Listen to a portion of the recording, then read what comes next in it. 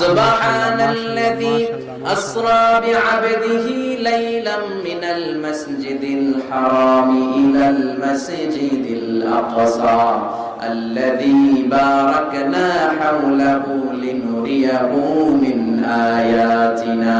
সুবহানাল্লাহ। মাসজিদুল আকসা আমাদের দ্বিতীয় কিবলা। মক্কা থেকে মদিনায় হিজরতে যে বিশ্বনবী মসজিদুল আকসার দিকে হয়ে 16 মাস কিংবা 17 মাস নামাজ পড়েছে।